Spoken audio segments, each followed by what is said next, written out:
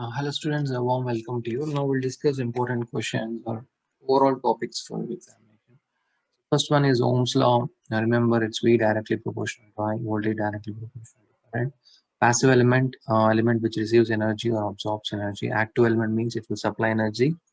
And unilateral element means current will be conducted in only one direction. Bilateral element means conduction of current in both directions. A linear element means they're going to have a linear relationship between voltage and current. Non-linear element means they're going to have a non-linear relationship between voltage and current. Lumped element means these are physically separable, and a distributed element means you cannot physically separable. So you can say physically non-separable elements or distributed elements. Next, you have a node. Node is a point where two or more elements are joined. A junction means it's a point where three or more elements are joined. Branch means you can say even individual elements of branch, or it's a part of network that lies between two junction points. Loop means it's a closed path. Mesh is also a closed path, but inside mesh there can't be one more loop. Okay, it's important. So KCL, you can learn it in a simple way. Sum of currents at a particular node or junction is zero. KVL means sum of all voltages in a closed loop is zero. So what is meant by types of sources? Like you have this ideal voltage source. It gives a constant voltage irrespective of current passing through its terminals. An ideal current source means, remember, it's the same thing. Just you're writing it gives a constant current irrespective of voltage of its terminals. You just interchanging voltage and current. So similarly, practical voltage source means there is a decrease in voltage with increase in current through its terminals. So for practical current source, it's just a reverse. So you're going to write instead of voltage current instead of current voltage. There's going to be decrease in current with increase in voltage across its terminals. Next, dependent sources. These are important. Like you have four types: voltage dependent voltage source and current dependent voltage source, voltage dependent current source, current dependent current source. First one, voltage dependent voltage source. It means that it produces voltage, which is a function of voltage present somewhere else in the circuit. Okay, so current dependent means it's going to produce voltage. See, first of all, whenever you say voltage source is going to produce voltage only, but it will depend upon voltage. First one, voltage dependent voltage source means it's going to produce voltage, but it's dependent upon voltage. It's current dependent voltage source, it's going to produce voltage, but it's going to depend upon current. Voltage dependent current source means it's going to produce current, but depend upon voltage. Current dependent current source means it's going to produce current, but depend upon current present in somewhere else. Okay, you can say depend upon, or you can add a function of. Fine. So what is duality? Means voltage and current are interchangeable. It's based on KCL, KVL. For inductor, you can write capacitor. For mesh, you can write node. Okay. So different ways are there for duality. But remember, main thing in duality, voltage and current are interchangeable. Next. So these are for dual elements: resistance for conductance, inductance, capacitance, series, parallel, switch close, switch open, fast and sleep mesh. These things you can learn. Source transformation: how to convert current source to voltage source or voltage source to current source. How to convert voltage source to current source, this resistance value is going to remain the same. So instead of putting voltage source in series with the resistance, you're going to have current source in parallel with the resistance, but the resistance value is going to remain the same. RS. If it's 5 ohms, it's 5 ohms only. But the value of current source means IS is equal to VS by RS. And if you want to convert current source to voltage source, then VS is IS into RS. Okay. So those things you have to learn. Fine. Next, mesh analysis, as we discussed in the previous videos.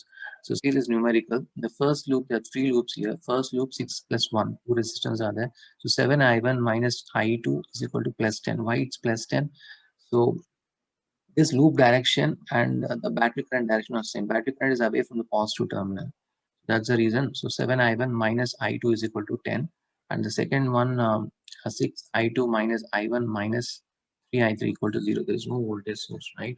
So it's 6I2, 2 plus 1 plus 3, 6I2, and 1 is common to both the loops. Minus 1I1 minus 3I3. 3 is common to both I2. Okay. Third loop, it's 13I3 minus 3I2 is equal to minus 20. Why minus 20? Because I3 is going clockwise and battery current is away from the positive terminal. It's reverse. If you solve this in calculator, then you'll get this I1, I2, I3. So now I3 is minus 1.68. It means that this current is not flowing clockwise, it's flowing in the anti-clockwise function in the circuit diagram. Okay. So this is the current. I is equal to 1.68. So now we'll see the nodal analysis. The nodal analysis, the same problem we're going to solve. There are three basically junctions, 1, 2, 3. And these are the battery currents going away from the positive terminal. Okay. Now, you see here, we'll see the inspection method for nodal analysis. So at node 1, how many resistors are there? 3 resistors, right?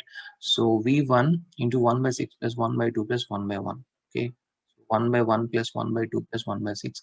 And between 1 and 2, you have 2 resistance. Okay. So minus V2 by 2 directly, you can write.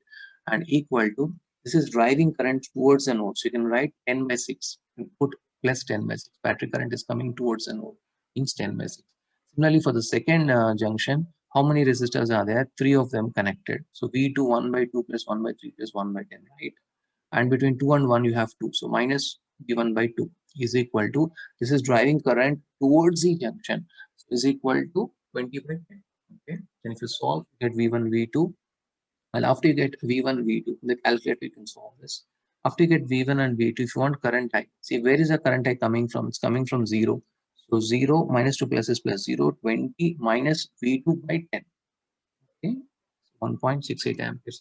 Whatever you do, students, you can verify using mesh and node and answer whether your answer is correct or wrong. So next, last one, duality for unit number 1. See, duality, this is a problem given to you. Just put the normal KVL, that's the clockwise loop. And these are the battery currents, mentioned battery currents. From plus it's going away, and this is also going away. Okay. And see, in duality, first draw a circle. Draw a very big circle around this entire thing. That is node 0. Okay. Then from inside also, how many loops are there? There's only one loop, right? So only one node. If you have two loops, you're going to keep two nodes. Here in my case, only one node is there. So keep only one node. Okay. Then join all the elements between 1 and 0. So you have resistance. See the yellow color marks. These are joining between 1 and 0. So between 1 and 0, there is 15 ohms, and then a source, resistor, then this resistor, then this voltage source. This is the first step. And after you have done the first step, so overall we have only two nodes, 1 and 0. Now draw all of them. Like see, between 1 and 0, it's 15 ohms. You're going to write 15 Siemens, reverse symbol. Okay. Next, you're going to have here 25 and 10. So write 25 Siemens and 10 Siemens. 10 Siemens or mho, MHO mho. Okay. Reverse of mho, ohm symbol. And then when it comes to voltage source, we have to convert it from voltage source to current source. But see, the voltage, the battery current is away from the positive terminal, right? And this is matching with the clockwise direction of the loop mesh current.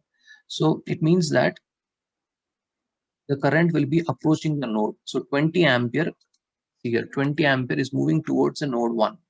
20 ampere is moving towards the node 1. When it will move, when this current and this current are matching, 20 ampere will move towards the node. Second one, it's actually 30 ampere. Okay. So 30 ampere now it is in the reverse direction. This battery current is in the reverse direction for this.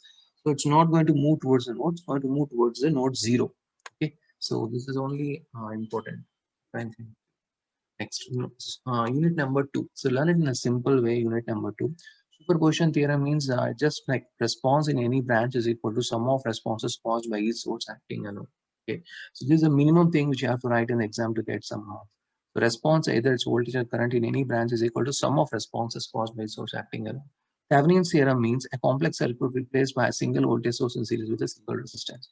Whereas Norton's means a complex circuit replaced by a single current source in parallel with a single resistance. And the maximum power transfer theorem means maximum power is transferred from source to load when load resistance is equal to source resistance. The reciprocity theorem means ratio of output input remains constant even when load and source are interchanged. Compensation theorem means any resistance can be replaced by a voltage source, and magnitude of voltage source is equal to voltage drop across the replaced resistance. Okay, so you can learn it in a simple way. This definition. Next, finally, unit number 5, Z parameters. And I remember these equations. V1 is equal to Z11 I1 plus Z12 I2, and V2 is equal to Z21 I1 plus Z11. Now, if you want here, if you want, these are the parameters, okay? Z11, Z12, Z21, Z11. If you want to calculate this, what you have to do, you have to make either I2 0 or I1 0. If I make I1 0, you're going to get Z12 and Z22. So Z12 is equal to V1 by I2 and Z22 is equal to V2 by I2. And if you make I2 0, I'm going to get Z11 is equal to V1 by I1, Z21 is equal to V2 by I1. Okay. First thing what I would like to tell you is remember these equations. Next, put I2 0 or I1 0. Okay. Y parameter is also same. Remember these equations. And here, if you learn Z, you can get automatically Y. Just interchange V with I. See, V with I, that's all. Z with Y. Just interchange. Here also, if you keep v2 0, you will get y1 on y2 1. If you keep v1 0, you will get y1 to y2. So it's very easy to write the equations. Z and Y, if you learn Z, you will get Y. Okay, so these two are interrelated. Next one is ABCD. For ABCD, you will have both voltage and current. Since Z we had only voltage, Y we had only current. But in ABCD, you have both voltage and current. So V1 and I1. Okay, from port 1 only. V1 I1 is equal to AV2 minus BI2, CV2 minus DI2. Okay, so this formula you have to learn. Again, here you can keep V2 0 and I2 0. If you keep V2 0, you're going to get B and D. Okay, so B is equal to minus V1 by I2 and D is equal to minus I1 by I2.